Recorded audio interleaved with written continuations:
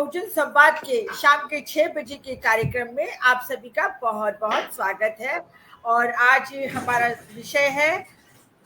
84वां कांग्रेस अधिवेशन, भविष्य की राह।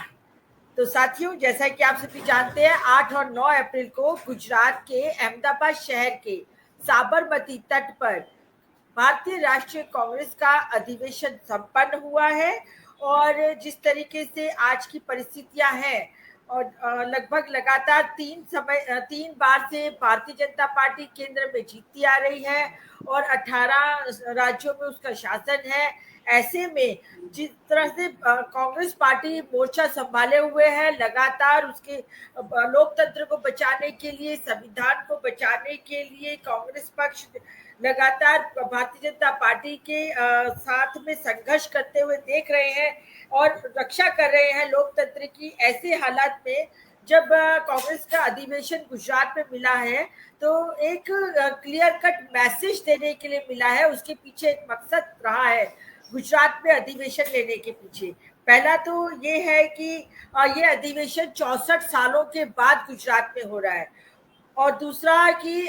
महात्मा गांधी के 100 वर्ष पूरे होते हैं जब वे भारतीय राष्ट्रीय कांग्रेस के अध्यक्ष के तौर पर उन्होंने एक अधिवेशन में अपनी शिरकत दी थी। और तीसरा,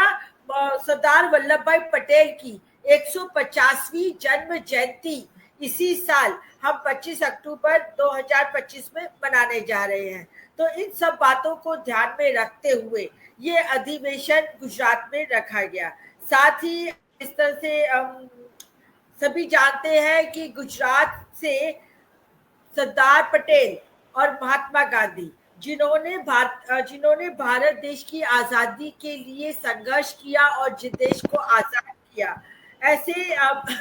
जो सच्चाई की राह पर चले, भारत की आजादी में उनका अहम रोल रहा। और दूसरी तरफ अब ये एक दो शख्स ऐसे थे जो हमारे भूतकाल में जिन्होंने देश की आजादी के लिए काम किया, और अब दो शख्स दूसरे ऐसे आ गए हैं जो नरेंद्र मोदी और अमित शाह के नाम से पहचाने जाते हैं और वो देश की आजादी को, देश के लोकतंत्र को खत्म करने का काम कर रहे हैं। एक तरफ ऐसे दो व्यक्ति थे, सरदार पटेल और महात्मा गांधी, जो सच्चाई की राह पर चलते थे, और दूसरी तरफ आज के दौर में ऐसे दो दूसरे गुजराती निकल के आए हैं, अमित शाह और नरेंद्र मोदी, जो सिर्फ झूठ और जुमलेबाजी का ही काम करते हैं और देश को बेचने का ही काम कर रहे हैं। तो यहाँ पर ऐसे समय पे जो कांग्रेस ने अपना सम्मेलन रखा है उसको ध्यान में रखते हुए आज का ये डिबेट हमने यहाँ पे आयोजित किया है। इसके अंदर कि जो 84वां कांग्रेस का अधिवेशन है वह भविष्य में क्या राह दिखाएगा, इस विषय पर आज हमें आगे चर्चा करनी है। हमारे साथ बहुजन संवाद की इस चर्चा में समाजवादी चिंतक डॉक्टर आनंद प्रकाश त्रिवेदी जी जुड़े हुए हैं, एडिटर हैं, मैं उनका स्वागत करती हूँ। साथ ही प्रोफेसर सतीश कुमार जो महात्मा गांधी काशी विद्यापीठ से संबंधित है, मैं उनका भी स्वागत करती हूँ जी। और साथ ही प्रोफेसर मोहम्मद खालिद जी जो राजनीति विज्ञान पंजाब विश्वविद्यालय चंडीगढ़ से पढ़ाते हैं, मैं उनका भी स्वागत करती हूँ। और आज अब इस चर्चा को शुरू करते हैं। तो सबसे पहले मैं प्रोफेसर सतीश कुमार जी जो महात्मा गांधी काशी विद्यापीठ वाराणसी से आते हैं, मैं उनसे अनुरोध करती हूँ कि आप। दत्ता जी, हम और खालिद साहब दो लोग शिक्षक हैं विश्वविद्यालयों से जुड़े हुए, और हम दोनों के बीच एक साझी चीज और है कि हम राजीव गांधी स्टडी सर्किल के साथ जुड़ करके काम करते हैं, और कहीं न कहीं मन मिजाज से हम कांग्रेस के प्रति पीढ़ियों से हमारी प्रतिबद्धता रही है। और आज जब एक लंबे अरसे बाद, जैसा इंट्रोड्यूस करते हुए रत्ना जी ने कहा कि एक लंबे अंतराल के बाद उस गुजरात से कांग्रेस ने एक संदेश देने की कोशिश अपने अधिवेशन के माध्यम से की है, जो गुजरात कांग्रेस की वैचारिकी और दार्शनिकता की जड़ों में रही है। क्योंकि कांग्रेस जो भारतीय राष्ट्रीय आंदोलन, जो भारतीय स्वतंत्रता के लिए 90 वर्षों का जो उसका इतिहास है उसे जन आंदोलनों के दौर में ले जाने का काम गुजरात से निकले हुए राष्ट्रीय महानायक राष्ट्रपिता महात्मा गांधी ने किया था। और आज उसी गुजरात में बेलगांव कांग्रेस 1924 की जब हुई थी तो उसमें गांधी जी ने अध्यक्षता की थी और 100 साल जैसा रत्ना जी कह रही थी कि उसके पूरे हुए। दूसरी तरफ 150वां वर्ष सरदार वल्लभ भाई पटेल का और हमारी वैचारिकी की जड़ों में गुजरात, तो अहमदाबाद से अधिवेशन और आज का जो राजनीतिक परिप्रेक्ष्य देश का है उसमें अहमदाबाद से कांग्रेस का महाधिवेशन होने का एक इस विशेष मैसेज था। मैं समझता हूं एक परंपरागत कांग्रेसी होने के नाते बहुत सारे क्लाउड्स क्लियर हुए हैं अहमदाबाद में, जिसका मुझे संतोष है। खास करके कांग्रेस में वैचारिक स्तर पर बहुत सारे मतभ्रम पल रहे थे जिनकी सफाई अहमदाबाद से हुई है कभी, और वो मतभ्रम 1-2 दिन से नहीं थे, सन 80 के दशक से चले आ रहे थे, जब आनंदपुर साहब प्रस्ताव, शाहबानों का मसला, राम जन्मभूमि का आंदोलन, ये सारे धर्मोन्मादी आंदोलन 80 के दशक में शुरू हुए थे। उस समय से धर्म और राजनीति के रिश्ते को लेकर के एक मतभ्रम की स्थिति कांग्रेस में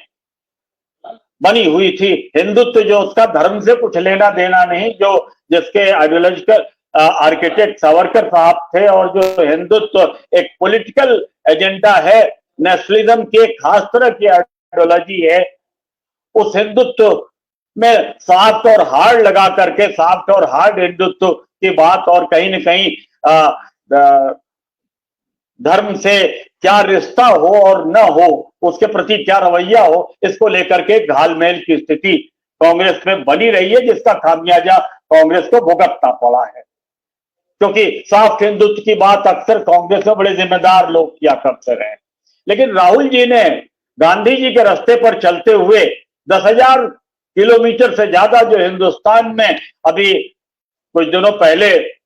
2025 के चुनाव के पहले जो यात्राएं उन्होंने की, और उसके बाद जो एक वैचारिक जो हमारी विरासत रही है कि कांग्रेस जन आंदोलन की संस्था है और कांग्रेस जन तादाद के साथ काम करती है, तो वो जन तादाद बनाने का जो सिलसिला उन्होंने शुरू किया और एक आइडियोलॉजिकल लाइन जो खींचनी शुरू की, वो उसकी पूरी क्लियरिटी अहमदाबाद अधिवेशन से हो गई कि कांग्रेस गांधी नेहरू पटेल की जो वैचारिक विरासत है, और गांधी नेहरू पटेल जब तीनों का नाम हम एक साथ लेते हैं तो असहयोग आंदोलन के आनवर्ड 1920 आनवर्ड गांधी जी के नेतृत्व में कांग्रेस जब जन आंदोलनों की राजनीति में प्रवेश करती है, उसके साथ राष्ट्रवाद, और राष्ट्रवाद का मतलब एक समावेशी राष्ट्रवाद, लोकतंत्रवाद, धर्मनिरपेक्षता, जिसका सीधा मतलब है right of religious freedom plus rule of law, और इसके साथ एक लोक कल्याणकारी राज्य की अवधारणा या समाजवाद शब्द आप उसे दे लें। तो ये चार जो वैचारिक मूल स्तंभ रहे हैं, जिनका 1920 से लेकर के 1936-37 तक हम कह सकते हैं कि कांग्रेस के वैचारिक विधान में कांग्रेस कल्चर में एक बुनियादी सिद्धांतों के रूप में स्थापित हुए ये चारों मूल जो सैद्धांतिक स्तंभ हैं। तो इस पर अब क्लियरिटी हो गई है अहमदाबाद के बाद कि no hard and soft Hindutva, और चाहे वो कट्टरपंथ इधर से आ रहा हो उधर से आ रहा हो, कांग्रेस किसी के साथ समझौता न करके गांधी नेहरू पटेल की जो वैचारिक विरासत है उस विरासत के साथ काम करेगी। ये हमारे जैसे लोगों के लिए संतोष की बात है। अहमदाबाद कांग्रेस के अधिवेशन की जो थीम रही है न्याय पथ, और उसके साथ संकल्प, समर्पण और संघर्ष, ये बिल्कुल स्पष्ट एक मैसेज वहां से उठा है कि सद्भावना से राष्ट्रवाद की तरफ हम आगे बढ़ेंगे, जिसे हमने आपसे समावेशी राष्ट्रवाद की संज्ञा दे करके कहा कि वो कांग्रेस की वैचारिक विरासत रही है। और दूसरी तरफ सामाजिक न्याय और आरक्षण, क्योंकि सामंतवाद के खिलाफ आजादी की लड़ाई के दौर में और आजादी मिलने के बाद रजवाड़ों की समाप्ति और जमींदारी और रैयतवारी और तालुकेदारी इनकी समाप्ति के साथ सामंतवाद का समूल खात्मा, ये कांग्रेस की बुनियादी प्रतिबद्धताएं रही हैं। तो और इसके साथ पिछड़े गरीब वंचित तबकों के अपलिफ्टमेंट की पॉलिटिक्स, ये कांग्रेस की बुनियादी प्रतिबद्धता रही है। तो सामाजिक न्याय और सामाजिक न्याय से जुड़ा हुआ आरक्षण का मसला, इस पर एकदम स्पष्ट राहुल जी ने जो भाषण दिया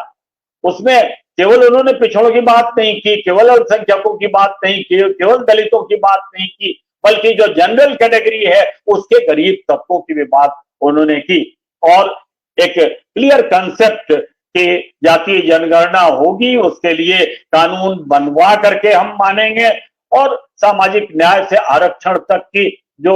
सोशियो पॉलिटिक्स पॉलिटिकल जो दृष्टिकोण कांग्रेस का है वो स्पष्ट रूप से साफ होकर के सामने आया है। तो इस पर जिनका विश्वास हो वो कांग्रेस के साथ चले। कांग्रेस के पास आज होने के लिए कुछ नहीं है, लेकिन इन बुनियादी सिद्धांतों के आधार पर संघर्ष कांग्रेस का योगदायित्व है, क्योंकि